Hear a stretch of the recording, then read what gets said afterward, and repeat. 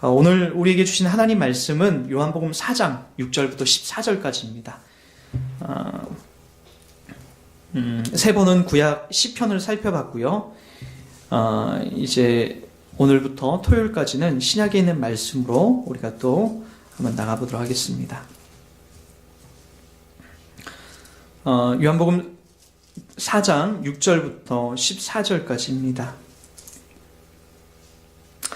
네, 우리 함께 읽도록 합니다. 시작. 거기 또 야곱의 우물이 있더라. 예수께서 길 가시다가 피곤하여 우물 곁에 그대로 앉으시니 때가 6시쯤 되었더라. 사마리아 여자 한 사람이 물을 길러 왔음에 예수께서 물을 좀 달라 하시니 이는 제자들이 먹을 것을 사러 그 동네에 들어갔음이러라. 사마리아 여자가 이르되 당신은 유대인으로서 어찌하여 사마리아 여자인 나에게 물을 달라 하나이까 하니 이는 유대인이 사마리아인과 상종하지 아니함이러라. 예수께서 대답하여 이르시되 내가 만일 하나님의 선물과 또 내게 물을 좀 달라 하는 이가 누구인 줄 알았더라면 내가 그에게 구하였을 것이요 그가 생수를 내게 주었으리라. 여자가 이르되 주여 물을 기를 그릇도 없고 이 우물은 깊은데 어디서 당신이 그 생수를 얻겠사옵나이까? 우리 조상 야곱이 이 우물을 우리에게 주셨고 또 여기서 자기와 자기 아들들과 짐승이 다 마셨는데 당신이 야곱보다 더 크니까? 예수께서 대답하여 이르시되 이 물을 마시는 자마다 다시 목마르려니와 내가 주는 물을 마시는 자는 영원히 목마르지 아니하리니 내가 주는 물은 그 속에서 영생하도록 솟아나는 샘물이 되리라. 아멘.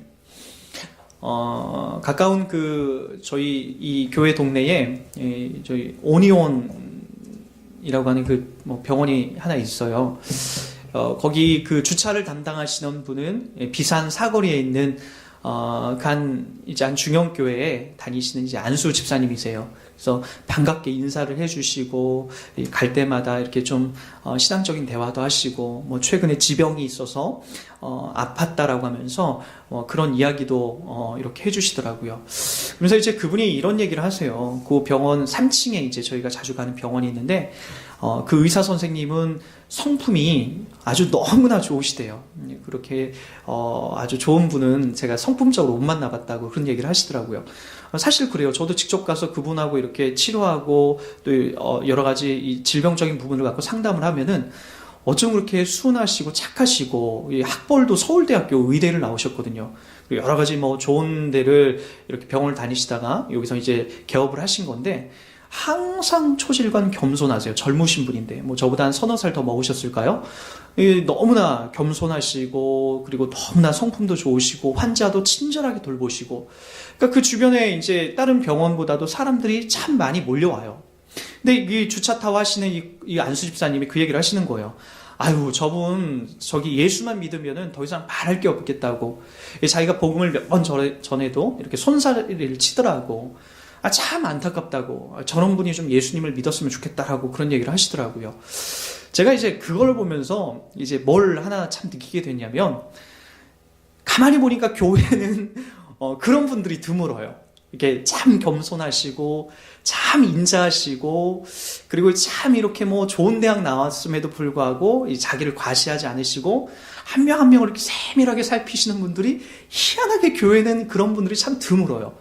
대부분이 다 이제 어떻게 이제 상대하려고 하냐면은 자기를 좀 과시하고 그리고 좀 자기보다 조금 누군가를 이렇게 좀 밑에 두고 내가 이제 그 사람보다 우월하다라는 걸 이제 그렇게 자꾸만 나타내요. 새벽 기도 나오는 것도 사실은 여러분 하나님 앞에 은혜를 갈구하는 것보다 자기 체면 때문에 또는 누구보다 내가 조금 이 부분에서 내가 보상을 받고 있다, 내가 좀 잘하고 있다라는 것을 인정받기 위해서 하려고 하는 그런 경향성들이 더 많이 나와요.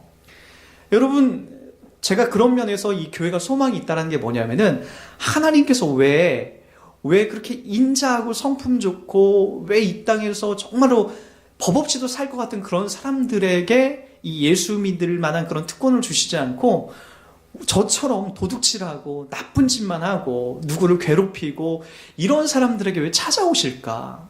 저는 그게 늘 말씀을 볼 때마다 저 자신을 볼 때마다 놀라고 우리 교회에서도 또는 다른 교회에서도 야, 진짜 이 석가모니나 이 뭐 공자나 맹자처럼 저렇게 탁월한 성품을 갖고 이 자리에 오셔야 될 분은 안 오시고 왜 이렇게 저처럼 좀 어긋나고 좀 잘못된 그런 사람들이 이 자리에 많이 부름받을까? 하나님의 은혜가 그런 분들에게 흘려지는 거더라고요. 오늘 이 수가성 사마리아 여인도 마찬가지 아닙니까? 제가 보기에는 이 여인이 착한 사람 같지가 않아요. 특히나 이 뒤에 있는 예수님이 추적해 나가는 이 여인의 삶을 보면은 남자가 지금까지 5명이나 거쳐갔어요. 5명이나 거쳐갔다라는 것은 이 여자가 얼마나 제가 보기에는 이 소위 말해서 좀 이런 표현 써도 죄송합니다. 좀 싸가지가 없고 좀 성격이 날카롭고 그러니까 남자가 못 버티고 도망가는 거죠. 헤어지는 거죠. 그리고 지금 6번째 남자하고 살고 있는데 그 남자도 예수님께서 뭐라고 얘기하시냐면은 네 진짜 남자가 아니다. 혼인신고도 안 한 것 같아요. 그러니까 동거하는 거예요. 유부남인지 총각인지 모르지만 6번째 남자하고 좀 살면서도 전혀 죄책감 없이 그렇게 살아가고 있는 거예요. 근데 사람들의 시선, 자존심은 강한 여자였던 것 같아요. 오늘 우리가 읽었던 4장 6절에 보면은 거기 또 야곱의 우물이 있더라. 예수께서 길을 가시다가 피곤하여 우물 곁에 그대로 앉으시니 때가 6시쯤 되었다라고 얘기해요. 유대인들의 시계하고 우리들의 시간은 좀 달라요. 시차가 6시간 차이 나요. 여기 6시면은 우리나라 시간으로 낮 12시예요. 가장 더울 때라고요. 유대인들은 낮 시간에는 태양빛이 너무나 강하기 때문에 이 건조한 기후이기 때문에 낮 시간에는 우물에 물 길러 나오는 일이 없어요. 근데 이 여인이 자존심 상했던 거죠. 남편 5이 지나쳤고 지금 사는 남자도 진짜 네 남자가 아니니까 사람들이 뒤에서 욕하는 거예요. 아유, 저 창녀 같은 여자. 저렇게 손가락질하는 거죠. 그래서 이제 사람들이 물 길러 오는 그 자리를 다 피해서 저녁 시간에 피해서 낮 시간에 아무도 안 올 때 자존심 상하지 않으려고 이 시간에 피해서 이렇게 오는 거죠. 몇 가지 유추해 볼 수 있는 것은 이 여자가 어떤 여자였다고요? 아주 지저분한 여자였고 자존심도 센 여자였고 다른 사람들이 상종해 주지 않을 만한 그런 문제투성이의 여자였다는 거죠. 저와 같은 사람이죠. 우리와 같은 사람이죠. 그 사람에게 오늘 주님이 일부러 그 여자가 오는 시간에 맞춰서 그 자리에 가시는 거예요. 예수님도 낮 뜨거운 이 시간에 무슨 여행을 하실 수 있겠습니까? 그러나 그 시간에 일부러 그 자리에 가셔서 그 여인을 기다리고 계셨던 거죠. 그리고 나서 그 여인에게 지금 이야기하는 겁니다. 무엇을 얘기하고 있습니까? 나에게 물 좀 달라. 이 물을 좀 달라는 게 진짜 목말려서 하는 얘기가 아니에요. 이 물을 통해서 그 여인에게 바로 무엇을 영원한 생명을 연결시켜 주려고 하는 거죠. 여러분, 그때 이 여자가 또 날카롭게 반응을 합니다. 9절 말씀 다 같이 볼까요?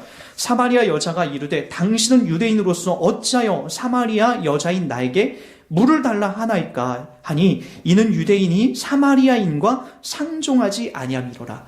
예수님은 유대인이시거든요. 자기는 지금 사마리아 여인이에요.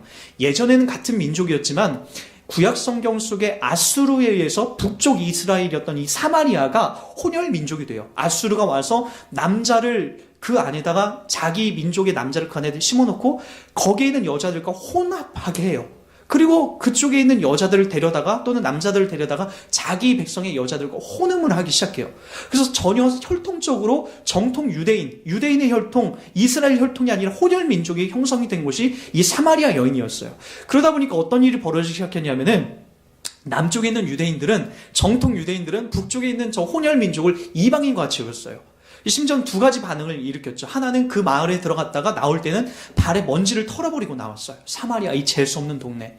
그리고 또 한 가지가 뭐였냐면은 그곳에 가서 물을 먹다가 사마리아인들이 쓰는 물그릇에 그들은 절대로 물을 먹지 않았어요. 왜냐? 부정탄다라고 해서 그들이 먹은 그릇에는 그들이 일절 손을 안 댔습니다. 근데 오늘 보세요. 그 여인이 물 먹는 그 그릇에다가 예수님이 그 물을 받아 먹으려고 하는 거예요. 그 물을 좀 달라라고 얘기하는 거예요. 그때 이 여인이 얘기하는 거예요. 당신과 나와는, 당신은 유대인이고 난 사마리아인데 니네 우리 싫어하고 우리도 니네 싫어하는데 왜 우리하고 자꾸 말을 섞으려고 하고 나한테 물을 달라고 하느냐 라고 하면서 까칠하게 지금 얘기를 하는 거예요. 예수님에게.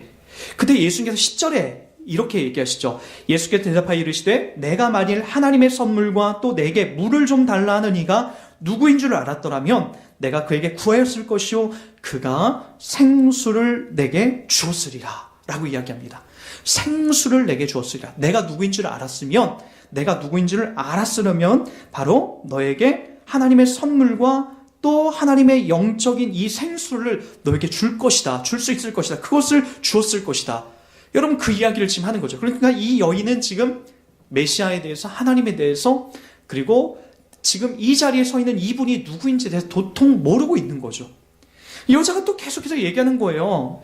12절에 보면은 우리 조상 야곱이 이 우물을 우리에게 주셨고 또 여기서 자기와 자기 아들들과 짐승이 다 마셨는데 당신이 야곱보다 더 크니까 여기 야곱이 준 이 우물인데 우리 건데 당신이 생수를 나한테 준다고 하는데 이 우물보다 이 우물의 근원보다 또는 야곱보다 당신이 더 큰 사람입니까? 라고 하면서 그렇게 얘기를 하는 거죠. 예수님께서 그 대화 속에서 또 이렇게 얘기합니다. 예수께서 대답하여 이르시되 이 물을 마시는 자마다 다시 목마르려니와 내가 주는 물을 마시는 자는 영원히 목마르지 아니하리니 내가 주는 물은 그 속에서 영생하도록 솟아나는 샘물이 되리라. 그렇게 얘기하는 거죠. 바로 내가 주는 물, 너 이 물 떠먹으면 또 여전히 목마르겠지만 내가 주는 물을 먹으면 너 영원토록 목마르지 않을 것이다 라고 얘기를 해요. 이건 당연히 육신적인 목마름을 얘기하는 게 아니죠. 영적인 목마름. 이 여인이 지금 남자 5명을 거쳐왔고 수많은 아주 인생의 우여곡절이 있었고 그리고 남자 5명을 거치고 여러 가지 결혼 지참금도 받으면서 나름대로 물질도 있고 남자도 많이 경험해서 이 세상에서 다른 사람들이 눈에 봤을 때는 이 여자가 누릴 만큼 누리고 즐길 만큼 즐겼다라고 여겼지만 여전히 목마름 속에서 살고 있는 한 여인의 간절한 이 목마름, 영적인 목마름을 지금 예수님이 지적하고 있는 거죠. 육신적인 목마름을 얘기하는 게 아니에요. 영적인 목마름을 이야기하고 있는 겁니다. 바로 그때 이 여자가 그럼 이 물, 여전히 여자는 영적인 물을 모르는 거예요. 이 여자가 이르되 주여 그런 물을 내게 주사 목마르지도 않고 여기 물길로 오지도 않게 하옵소서. 여전히 자기의 육신적인 부분만을 해결하고 요청받으려고 지금 예수님과는 전혀 핀트 안 맞는 대답을 해나가는 거예요. 그래서 예수님이 그 다음에 내 남편 이야기를 하는 거예요. 그 여인의 연약한 부분, 아무도 꽁꽁 숨기고 있고 밝히고 싶지 않았던 연약한 부분을 지금 예수님이 지적하는 거죠. 그게 뭐죠? 남편 5명이 있었지 않느냐. 그리고 나서 마지막에 지금 네가 살고 있는 남편도 진짜 네 남자가 아니지 않느냐. 여자가 안 받아들이고 안 믿으니까 바로 이 방법을 쓰시는 거죠. 그랬더니 여자가 뒤집어지는 거예요. 나만 알고 있는 아무도 아무에게도 얘기하지 않았던 나의 핸디캡, 나의 연약한 부분을 지금 어떻게 하는 거예요? 이 예수가 지금 알고 있다라고 해서 바로 이 사람이 메시아구나라는 걸 그제서야 보고 있는 거죠. 그리고 나서 바로 예수님께서 본인이 누구인지 그리고 이 예수가 어떤 역할을 하러 오셨는지에 대해서 지금 이야기를 해주고 있다는 거죠. 여러분들이 그 예수님을 만났을 때, 처음 만났을 때를 한번 잘 생각해 보세요. 그냥 안 만났을걸요? 여러분들이 어떤 심각한 문제가 있었기 때문에 또는 안 좋은 일이 있었기 때문에 이 여인과 같이 까칠한 인생을 살고 있고 답답한 인생의 여정을 살아가고 있을 때에 주님이 찾아오셨을걸요? 대부분이 이 땅에서 여러분들이 착하게 살고 의롭게 살고 있을 때 주님이 안 오세요. 저도 마찬가지요. 도둑질하다가 주님 만났어요. 나쁜 짓 하다가 그렇게 만났다고요. 또 누군가는 인생이 무엇인가, 이 땅에서 살아가는 게 무엇인가, 남편에게 구타도 당하고 또 괴로운 인생을 살아가고 정말 인생의 답을 못 찾고 있을 때에 이 여인처럼 아무도 나를 알아주지 않을 때에 그때 주님이 여러분들에게 찾아오셔서 여러분들에게 말을 걸어주시고 영생이 무엇인지 생명이 무엇인지 그제서야 여러분들에게 알려주시고 있다고요. 그때 오셔서 주님이 걸어주셨던 그 방법이 바로 이 영생의 문제 아닙니까? 여러분, 우리는 자꾸만 근데 그 주님이 이렇게 말을 걸어와요. 생명, 영생, 그리고 영원히 목마르지 아니할 이런 생명의 근원을 얘기해 주시는데 나를 먹고 나를 마셔라라고 얘기하는데 여러분들은 자꾸만 그 방법을 다른 것에서 찾으려고 해요. 여전히 여러분 내 육신적인 목마름을 해결해 주십시오. 내 자녀의 문제, 내 사업의 문제에 온통 그런 부분에만 내가 온통 혈안이 돼 있어요.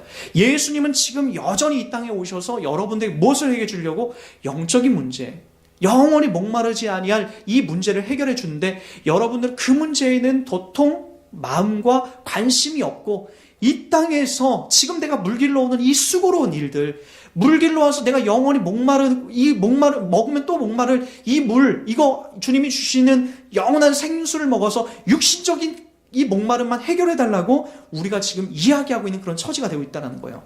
이와 같은 비슷한 얘기가 몇 장을 더 넘겨보면 나와요. 6장 35절을 가보세요. 6장 35절에 또 똑같이 사람들의 보는 관점과 예수님이 보는 관점이 어찌도 이렇게 다른지 6장 35절을 한번 보세요.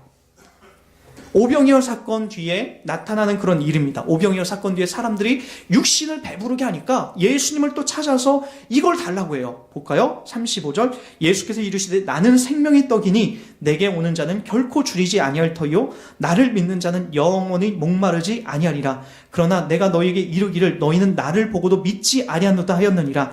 아버지께서 내게 주시는 자는 다 내게로 올 것이요 내게 오는 자는 내가 결코 내쫓지 아니하리라. 내가 하늘에서 내려온 것은 내 뜻을 행하려 함이 아니요 나를 보내신 이의 뜻을 행하려 함이니라.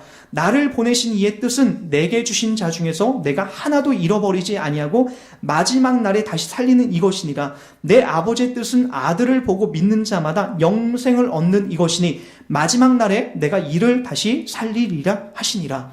사람들이 지금 무엇 때문에 왔다고요? 바로 아까 좀 전에 먹은 오병이어 떡을 먹고 나니까 배부른 거예요. 배가 또 꺼지니까 그 예수님 만나서 또 그거 달라고 요청하는 거죠. 예수님은 그게 아니라는 거예요. 내가 이 땅에 온 목적은 너들 육신을 배부르게 하고 살찌우려고 온 게 아니라 영원한 생명, 영생을 통해서 나를 먹고 내가 준 떡을 하나님께서 나를 통해서 너희들에게 쏟아낸 그 떡을 먹게 하려고 하신다는 거죠. 이게 바로 하나님의 뜻이라고 얘기합니다. 그럼 분명한 거죠. 여러분 이 땅에서 여러분들이 무엇을 추구해야 됩니까? 무엇을 소망해야 됩니까? 생명수를 갈급해야죠. 주님께서 주신 이 영원히 목마르지 아니할 그 생명수를 갈급하고 그것을 사모해야 되는 거죠. 오늘도 우리 오병이어 사건 뒤에 등장하는 이 사건도 바로 영원한 생명의 떡. 내가 그거 주러 왔다. 너희들 목마르지 않고 배고프지 않게 하려고 영생의 영원한 목마름에 너희들 영혼에 갈급한 영혼에 영적으로 침체된 너희들 영혼에 바로 그거 채워주러 왔다라고 이야기하는 것 아닙니까? 예전에 작년에 제가 남한산성에 잠깐 간 일이 있어요. 거기 가서 우연치 않게 남한산성에 한경직 목사님의 그 처소가 있다는 우거처가 있다는 것을 제가 예전에 이제 이렇게 우연히 들었는데 때마침 제가 간 길이 그 한경직 목사님의 그 우거처라고 나왔어요. 우거처라는 것은 거기에 보면은 우거처라고 나오는데 그 사전적 의미가 뭐냐면은 잠깐 이 땅에 거하다가 이제 사라지는 장소가 우거처더라고요. 그러니까 거기에 영원히 여기가 내 집이야가 아니라 잠깐 이 땅에 내가 내 몸을 잠깐 쉬었다 가는 곳, 그 우거처가 바로 그 사전적 의미가 바로 그런 의미예요. 여기서 계속 거하는 것이 아니라 잠깐 있다가 거하다가 가는 곳, 우거처. 바로 거기더라고요. 한경직 목사님이 한국교회에서 가장 큰, 그리고 가장 부자들이 모이는 그 교회에서, 이제 사역을 다 끝나고, 이제 은퇴를 하셔서 어디를 가셨냐면은, 이제 남한산성에 터만한, 이제 그곳에 이제 거하시게 됐어요. 그리고 이제 꽤 오랜 시간 거하다가 한국에 이제 내노라는 목사님들이 이 한경직 목사님이 존경스러우니까 이 땅에 있을 때도 참 훌륭하게 사역을 감당하시고 이 종교에서의 노벨상이라고 하는 이 템플상까지 받으신 분이니까 이제 많은 목사님들이 그분을 이제 새해에 인사하러 이제 찾아갔어요. 남한산성 꽤 오랫동안 계셨던 그 목사님이 찾아가서 세배를 듣고 목사님들에게 이제 덕담을 하셨는데 이런 얘기를 하셨다라고 해요. 목사님들 예수 잘 믿으세요. 제발 목사님들 예수 좀 잘 믿으세요. 여러분 목사님들보다 예수를 잘 믿고 있는 사람이 누가 있겠습니까? 근데 한경직 목사님이 그 얘기를 하는 거예요. 목사님들 예수 좀 그냥 믿으세요가 아니라 잘 믿으세요라고 얘기하는 거죠. 여러분 예수를 잘 믿는다라고 하는 그 의미는 뭐예요? 오늘 수가성 사마리아 여인이 관심 뒀던 것, 내가 이 우물에 와서 다시 물 길러 오는 수고 좀 하지 않게 해주십시오. 영원히 그냥 내가 물 먹는 거 오늘 먹고 내일 또 물 안 먹게 좀 해주십시오. 이 귀찮은 일 좀 안 하게 해주십시오. 그거 수가성 사마리아 여인이 기다렸던 거고요. 오병이어 사건 뒤에 이 사람들이 뭐예요? 내 배가 지금 꺼졌으니까 또 배부르게 해달라고 하는 육신적인 것을 채우고자 하는 그것에 이들이 온통 혈안이 돼 있었다라는 거예요. 그 자리, 그것이 우리는 자꾸만 예수 믿는다라는 자리로 우리를 요청받고 부름받는 자리로 우리가 자꾸만 그것을 요구해요. 한경직 목사님이 이 땅에 살면서 왜 목사님들에게 예수를 잘 믿으라고 했을까요? 무슨 의미일까요? 높은 자리 가지 마십시오. 부하하려고 하지 마십시오. 이 땅에서 야망을 쌓아가지 마십시오. 이 땅에서 여러분 자녀에게 세습하려고, 자녀에게 뭔가 물려주려고 하지 마십시오. 바로 예수를 잘 믿어야 되는 거. 예수가 그분이 우리의 생명이고 우리의 영생이고 우리의 십자가를 통해서 우리를 구해내는 그분이라는 것을 확인하십시오 라고 하면서 예수 잘 믿으라고 목사님들에게 그렇게 권면했던 것 아닙니까? 우리가 영적 침체에 계속해서 빠져나가는 것이 뭐예요? 이 땅에 있는 것으로 자꾸만 채우려고 하고 있기 때문이에요. 이 땅에서 세상 사람들이 추구하고 따라가는 그 방식대로 내가 채워지려고 하다 보니까 여러분 뭐예요? 바로 영적 침체가 계속해서 오는 거죠. 예전에 강남의 대치동에서 제가 그 커다란 빌라를 갖고 있는 그 한 분을 제가 거기서 구역예배를 인도한 적이 있어요. 얼마나 집이 큰지 그 밑에는 다 세를 주고 정말로 큰 거예요. 집에 있는 모든 가구는 다 으리으리하고 아주 비싼 가구로 가득 채워져 있더라고요. 근데 이분이 또 똑같은 어떤 문제가 있어서 이렇게 들어보니까 여전히 자기 친구 누구는 더 잘 산다라는 거예요. 여전히 나에게 하나님이 더 복을 주셔서 좀 더 교회에 큰 일들을 해보고 싶다라는 거예요. 여전히 자기 시댁이나 자기 며느리 그리고 자기 친정 그리고 그런 것들에 대한 불편한 마음을 막 다 쏟아내는 거예요. 절대로 본인이 예수를 못 믿고 있다는 것, 예수님을 신뢰하고 있다는 것을 잘 드러내지 않아요. 여러분, 예수를 잘 믿는다는 것은 당연히 그런 것에 내가 온통 관심을 쏟아내는 것이 아니라 바로 오늘 주님께서 말씀해 주셨던 예수 본인이 이 땅에서 오셔서 우리들 가운데 영적 침체와 그리고 살 수 없는 그 자리에서 우리 가운데 생명을 내어주신 그 자리에 우리의 목적 두고 살아가게 되는 거죠. 그 삶을 바라보기 시작하면 우리 역시도 예수 믿는 것이 아니라 예수 잘 믿는 것이 무엇인지를 바르게 우리가 믿고 나갈 수 있다는 겁니다. 여러분, 예수 잘 믿는다는 것, 여러분 다시 한번 여러분 속에서 다시 한번 도전받으십시오. 여러분, 우리가 음식을 아무거나 먹으면 우리가 건강하지가 않아요. 여러분, 이 땅에서 왜 우리 부모님들이 자꾸만 맛이 없더라도 자꾸만 고사리, 야채, 그리고 이런 신선한 밥, 과일, 채소 이런 것들을 부모님이 여러분들에게 먹이려고 하는 겁니까? 그것은 여러분들이 그 음식을 먹고 건강하려고 하는 거예요. 인스턴트 식품이나 짜고 매운 것들, 불편한 음식을 먹게 되면 우리 몸에 질병이 생기고 악하기 때문인 거죠. 좋은 음식은 우리 입에 맛이 없을 수가 있어요. 그러나 우리를 건강하게 해주는 거죠. 여러분들에게도 주님이 어떻게 보면은 나를 먹어라. 나를 먹으면 너희들 영생을 얻고 생명수가 흐를 것이다. 영원히 목마르지 않을 것이다. 영원히 배고프지 않을 것이다. 영적 침체에서 벗어날 것이다. 라고 하는 이런 말씀으로 여러분이 찾아올 때 그것이 맛이 없어 보여요. 별로 대수롭지 여겨지지가 않아요. 그러나 여러분 분명히 기억하십시오. 그것이 나를 살찌우는 것이고 그것이 나를 배부르게 한다는 것을 성경이 계속해서 주님이 말씀하고 있습니다. 그러게 모쪼록 그 자리에 서 주십시오. 예수를 먹는다는 것이 무엇이고 예수를 마신다는 것이, 나를 마신다는 것이 무엇인지를 깊이 한번 헤아려 보시기 바랍니다. 바로 그것은 예수를 잘 믿는 겁니다. 예수를 잘 믿고 나가는 겁니다. 저기에 소망을 두는 거예요. 내게 주신 환경과 여건은 여러분 바로 내가 지어야 될, 주님께서 나보고 지어야 될 십자가라면 주님, 내가 예수 잘 믿는 이 자리에서 내가 기꺼이 감당하고 나가겠습니다 라는 그런 다짐을 고백하면서 살아가는 사람들이 바로 예수 잘 믿는 사람이죠. 여러분, 저 역시도 마찬가지입니다. 저도 이 길을 가려고 합니다. 1000명, 2000명 모여서 교만해지고 타락하는 길을 가느니 차라리 30명, 40명으로 저의 인생, 목회 인생을 마치는 것이 저에겐 더 행복하다는 것이 제가 늘 요즘에 계속해서 느끼게 되는 거예요. 예수 잘 믿는 자리에서 제가 일평생 30명, 40명을 목회해도 하나님 괜찮습니다 라고 하는 기도가 요즘 조심스럽게 나옵니다. 그러나 1000명, 2000명 모아놓고 타락하여서 예수 잘 믿는 것이 아니라 예수 잘 믿는 흉내를 내는 것이 무슨 의미가 있겠습니까? 그러기에 여러분들이 비록 지금 어렵고 힘든 길을 간다 할지라도 예수 잘 믿는 길을 가십시오.